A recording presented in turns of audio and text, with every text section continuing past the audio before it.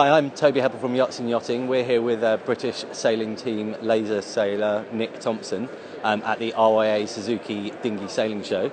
And Nick's going to talk us through his strategy and techniques for a typical laser race. So, Nick, can you tell us, before you're even out on the water, what sort of prep do you go through to get ready for a big regatta race?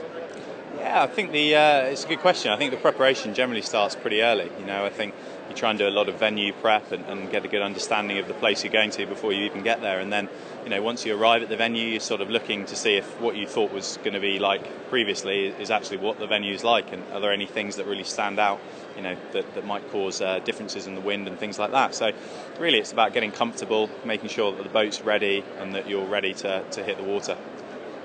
And then once you're out on the water, and you're sort of starting into your pre-start preparations, what are you looking for? What are the main key things you're looking at? Yeah, again, it really ties in with the things you've done off the water beforehand. So, first off, it's checking that actually all the pre-race strategy things that you thought might be important for the day with the forecast and with the topography of the land and those sorts of things are actually relevant. And then from there, you start trying to form a strategy for the race. So, every day is different, but generally, sort of a strong wind day, you might be thinking more about trying to actually have a pretty set in stone strategy. So, you might be favouring a side of the course, and then you're actually thinking boat speed is going to be quite important. Whereas on a light wind day, you're probably open to being a bit more flexible with that strategy, and so you can sort of get a good idea before the start gun even goes of what you're trying to do for that race. Okay, great. And so then you're sort of coming out of the start line. What are you looking at? Is it boats to windward, boats to leeward? I mean, how do you work out what your strategy is, boat on boat, straight out of the line? Yeah, so that's always the most interesting one. It depends how the start's gone. I think if the start's gone well, generally that first minute, 2 minutes is pretty boat speed orientated, unless it's a sort of day where you're clocking straight into shifts and you've started in the middle of the line. So I'd say generally the first 2 minutes you're really focused in on your boat speed, and if you can get rid of the 10 guys around you, you're going to be in good shape probably if you've had a good strategy before the race, and then the focus switches quite quickly into the tactics of that race. So as I said before, that every day is different. Some days you're thinking very much head out the boat, you're looking around, you're looking for those little pockets of pressure, those wind shifts that are going to get you to that windward mark the quickest, and other times you're very locked into trying to get to one side of that race course as quickly as possible.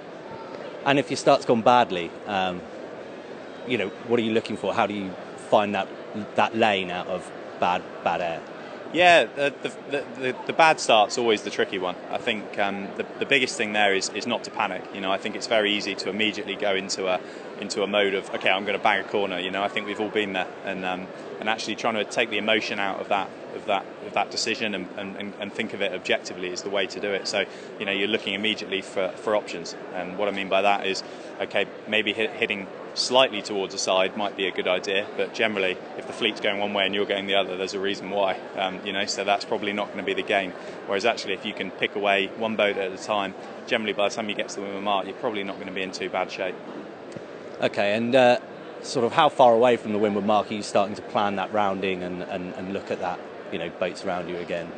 Yeah, really early. I think the whole way upwind you're always looking at where the other boats are, so you're always looking out for your position relative to the fleet. So if there's a lot of boats lining up on that starboard ley line early and you're not in that top group, actually a port approach might not be a bad idea. There's a potential gain there, whereas if there's a lot of boats coming in on the port ley line and you're one of the few on the starboard, again there's a real good chance to gain. So I think you build up a really good picture as you're going around the racetrack, and then you try and implement that as you get close to the windward mark. So we're talking probably halfway up the beat really is when you'd actually start planning that windward mark. And best mark rounding in the world, you hit your starboard ley line, you're coming in, you're leading the fleet. Do you get your sail set up pre-mark rounding for the downwind? Is that?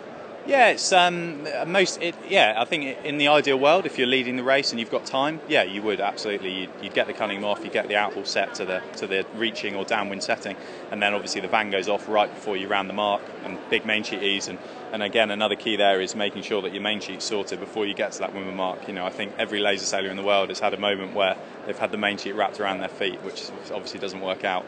So so getting those things planned early is always a good thing if you can do it. And if you can't do it, then the priorities are getting that kicker off so you can actually make the bear away. Okay, great. And then obviously you're on the downwind, so just give us a bit of an insight into a laser sailor's downwind strategy. Yeah, I think again it's another it's a theme I'm going to keep coming back to is planning. I think when you're sailing up that upwind leg, you're getting a good understanding of what you think is going to happen on either a reach or a downwind leg, so if it's a reach where that mark is, so if it's a high reach or a low reach, because that's massively going to influence your approach to that windward mark.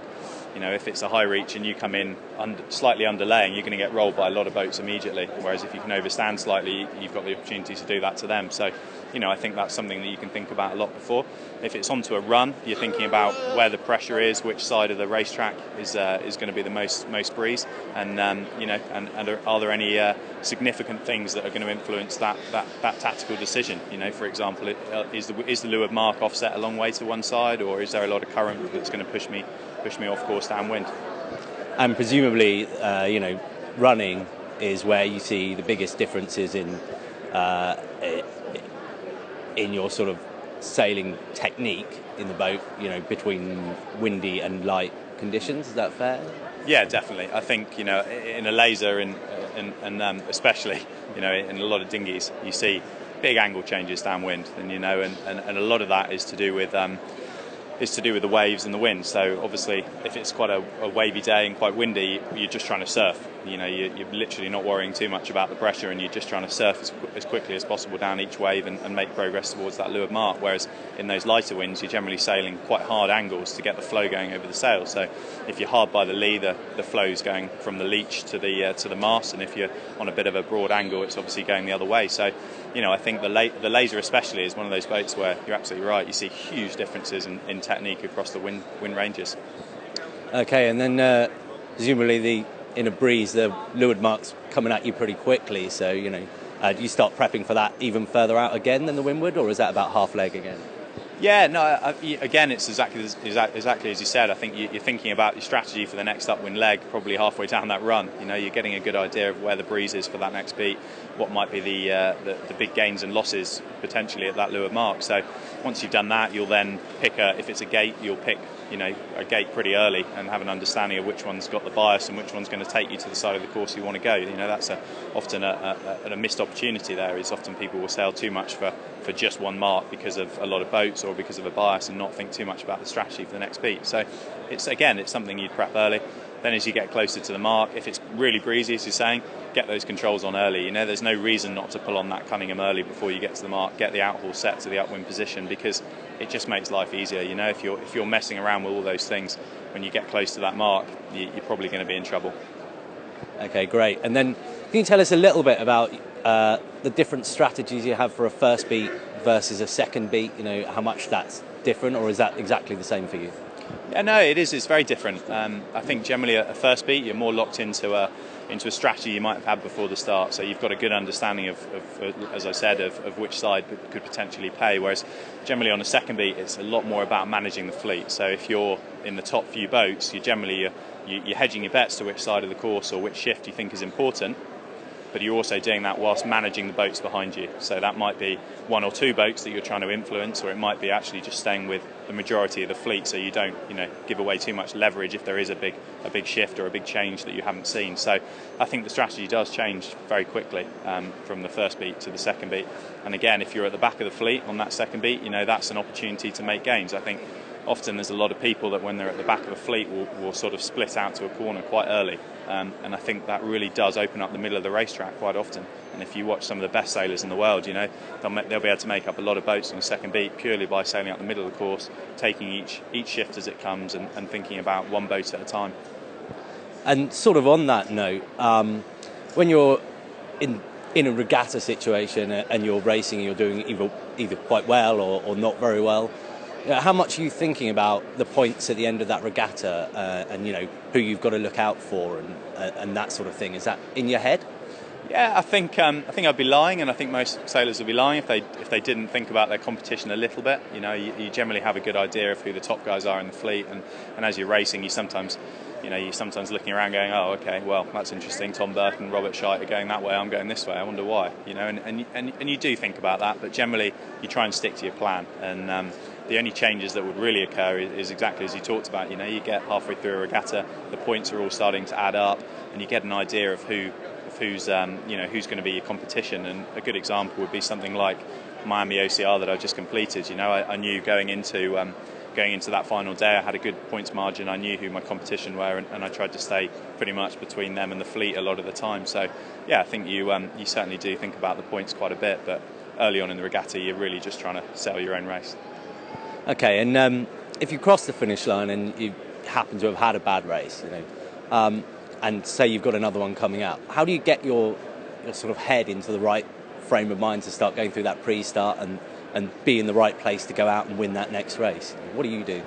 Yeah, it's a really good question. I think it's a very important area that's often overmissed. I think the most important thing really is not to be afraid of just having a little vent. I think just let it out. If you've had a bad race, it's okay to be a little bit annoyed, but if you don't do that, I think often you'll be clinging onto it for the whole day and the next race. So I think often I'll have a little sort of internal moan at myself and be a bit frustrated. But then as soon as I've done that, I'll switch into the next race. So I'll talk to my coach, and if I don't have a coach, I'll try and process what happened in that race, where the mistakes were, where the gains were, where the good things were, and then try and move on to the next one. And I think if you can do that and not get too caught up into actually what were the things that went wrong, and then trying to do the complete opposite for the next race, which is often what people will do. I went left on that beat and the wind went right, so the next race I'm going right. That's generally not the way to race. It's about the next race as it comes around, and it's another opportunity to do well again. So yeah, I think switch off a little bit, get the frustration out, and then refocus to the next one. Well, thanks for giving us your time, Nick, and let's hope there aren't too many bad races on the way to Rio. Thanks very much. Cheers.